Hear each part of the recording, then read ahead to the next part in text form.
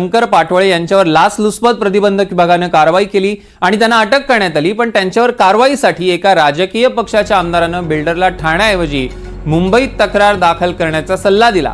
आता हा आमदार कोण आहे असा सवाल राजकीय वर्तुळात विचारला जातोय।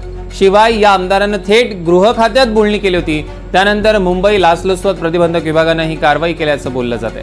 त्यामुळे आता कोणाच्या वरद हस्ताने शंकर पाटोळे याला उपायुक्तपदी बसवण्यात आलं आणि ठाण्याऐवजी मुंबईत तक्रार दाखल करायला का सांगण्यात आली असे अनेक सवाल उपस्थित होत आहेत। दरम्यान शंकर पाटोळे यांच्या अटकेनंतर ठाणे मनपातील उपायुक्त अनधिकृत बांधकाम पदाकरता रस्सीखेच सुरू झाल्याची माहिती मिळते।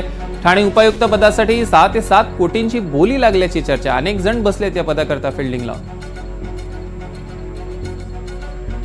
दरम्यान महाराष्ट्रातील काही जिल्ह्यांना शक्ती चक्रीवादळाचा इशारा देण्यात आला। दिनांक 3 ते 7 ऑक्टोबर दरम्यान उच्च ते मध्यम चक्रीवादळाचा इशारा मुंबई, ठाणे, पालघर, रायगड, रत्नागिरी, सिंधुदुर्ग या जिल्ह्यांना हा इशारा देण्यात आलाय। मच्छीमारांनी समुद्रात जाणं टाळावं, प्रशासनाकडून अगदी स्पष्ट इशारा देण्यात आलाय। महाराष्ट्रातील काही भागात मुसळधार ते अतिमुसळधार पावसाची शक्यता आहे। मुख्य म्हणजे पूर्व विदर्भ आणि मराठवाड्यातील काही भागात मुसळधार पावसाची शक्यता आहे। कोणत्या जिल्ह्यांना हा इशारा देण्यात आलाय शक्ती वादळाचा बघूया।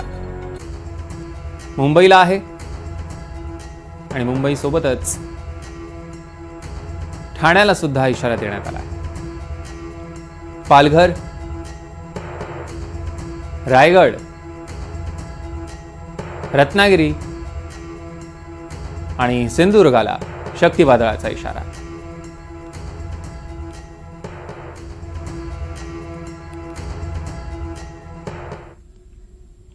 तर सातारा, पालघर जिल्ह्याचे सत्र न्यायाधीश त्यांना बडतर्फ करण्यात आले। न्यायाधीश धनंजय निकम आणि इरफान शेख त्यांना सेवेतनं बडतर्फ करण्यात आलं। धनंजय निकमांवर 5 लाखांची लाच मागितल्याचा आरोप आहे। इरफान शेख यांनी ड्रग्ज तस्करी केल्याचा आरोप करण्यात येतोय।